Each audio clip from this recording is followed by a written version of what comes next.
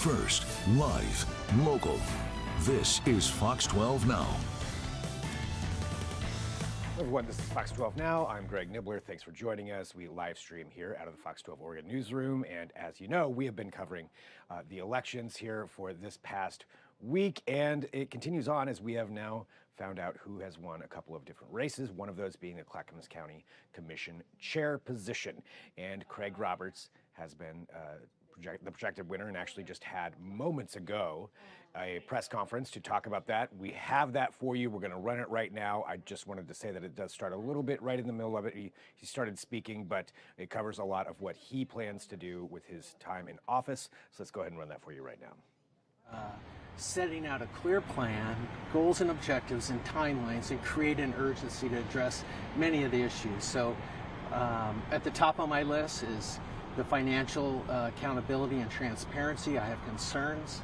As I've mentioned, I have the largest general fund budget, so I know county finance. That's one of my top priorities.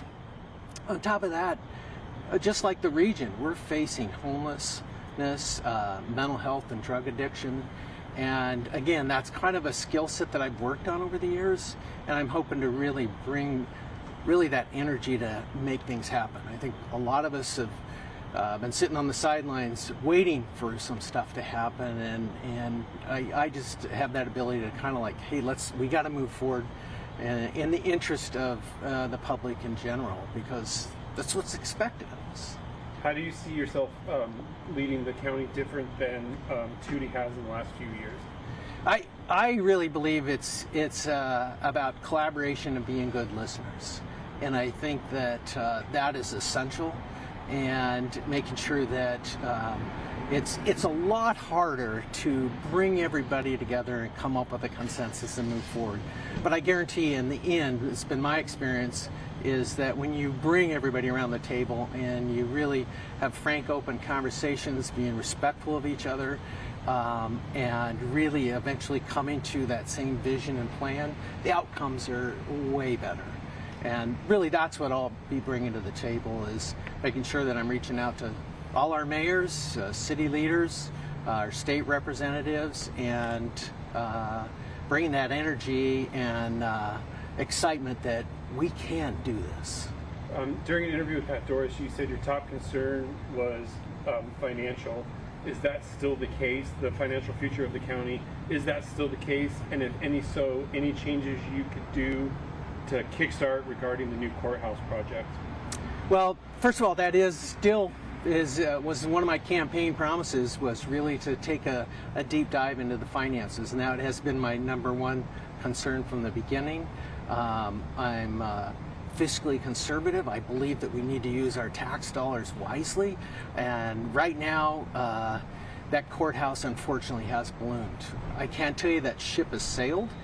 But what I think is important is to involve citizens in really taking a deep dive into where the county is financially at, and really how much has that courthouse cost, and then and how do we move forward, because it is going to be challenging facing some of these financial shortfalls, and I think it's critically important to have all the stakeholders at the table and making sure we're kind of having that frank, open conversation about where we are financially.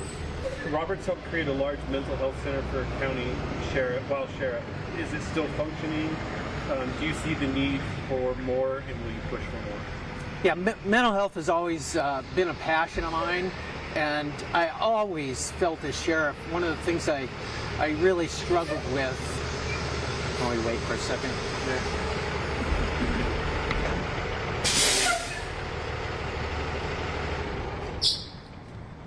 Okay. One of my priorities has always been trying to address the mental health issue. And as sheriff, I was always frustrated because we were the last stop, which we shouldn't be, for people struggling with mental illness. And they would cycle through jail all the time. It really wasn't a place for them. It's incredibly expensive. And as sheriff, we ended up purchasing 2 homes for people struggling with mental illness, transitioned into long-term housing. And my hope is really to expand those kinds of things, that we had a house manager in it, and really just kind of helping people move forward. And really, I also see the opportunity. I've researched a lot of programs around the country, and I really believe we need in our county a mental health center such as an urgent care model, where people can go 24 hours a day, 365 a year. And on top of that, I believe that we need 24-hour response with social workers and people trained in mental health to respond to those issues. And those are the individuals that should be dealing with that. Right now, as sheriff, I started a program. It wasn't 24 hours. And I believe that that's really kind of the next step.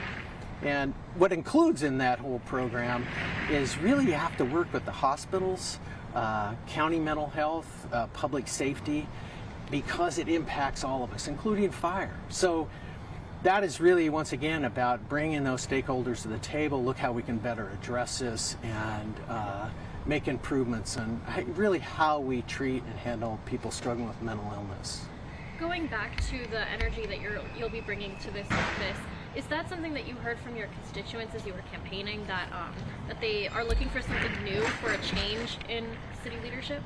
I think one of the things I heard is people didn't feel like they were being listened to, and that's my commitment, to be a good listener. And I really believe it starts at the very beginning, and that's where I need to do a lot of listening, asking a lot of questions of city leaders and others about, where do you see the shortfalls are.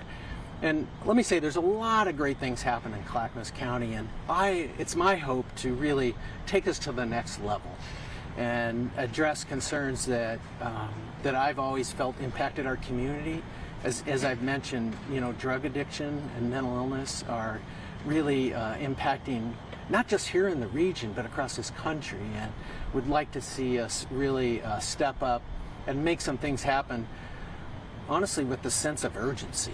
And that's what I have been good at, of bringing people together and kind of saying, this is something we need to act on now. And when people are depending on us, it makes all the difference in the world. And I've spoken with a lot of family members that have loved ones, and a lot of times they'd actually appreciate seeing them in our jail because they knew they were getting some health care, they were getting some other things.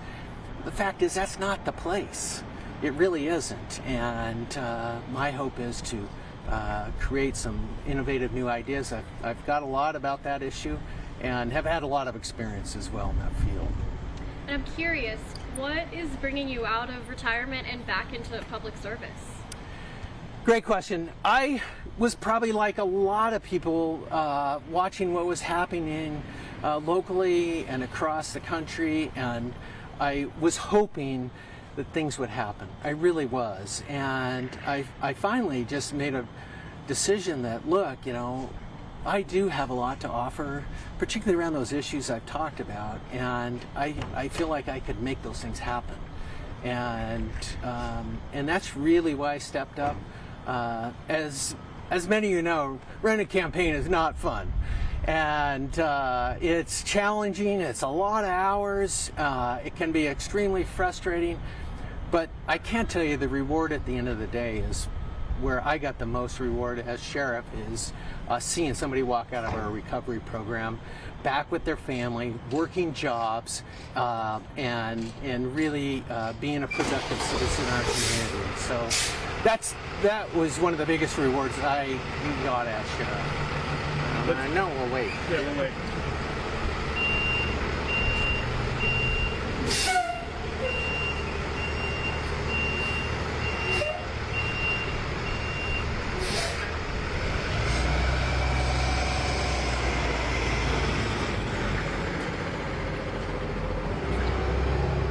I'm a resident of Clackamas County, but other people may not have been able to interview as many times as I have. What would you want your constituents to know about you and what they can expect from you? Well, to me, the most important thing above anything else is that I am honest. And as sheriff, I created a policy is if you lie, you die, you're fired. And I, as a sheriff, held that in high standard of that no matter what the situation is, good news, bad news, that I will be honest, open, and transparent. we'll weather that storm no matter how it might be. And I want really people to know is I'm committed to working together. I'm committed to working hard, and I'm committed to making a difference. And my philosophy has always been that really working together, we really can make a difference. And I get excited about, there is a lot of talent out there that can help us move forward. And my goal is to bring them around the table and set out that vision to make things happen. On the topic of transparency, I know there has been a lot of issues with that in the past. How are you going to ensure that you are transparent with the public? What are those steps you're taking? Well, I think most importantly is making sure that as we move forward, that such as example the courthouse. My intention is to really identify truly what is that total cost of the courthouse and make that available, have opportunities for citizen testimony to ask questions about it, and to make sure that we're putting out information on a regular basis about where we're at, and making sure that citizens know I want to hear from them. And if we're going to put some sort of facility that is in a community, I want to make sure I hear both sides of it, and together we'll kind of weigh the outcome and figure out the best direction to move forward. What will kind of your first moves be those first few days, few weeks in office? Yeah, well, first and foremost, just as I did as sheriff, I put together a transition team and really start talking and meeting with a lot of people and creating that plan as we move forward, and making sure that we're asking all the right questions, that we're talking to all the right people, and really set out a clear plan to move forward after we kind of pull all that information together. Okay. Thank you very much.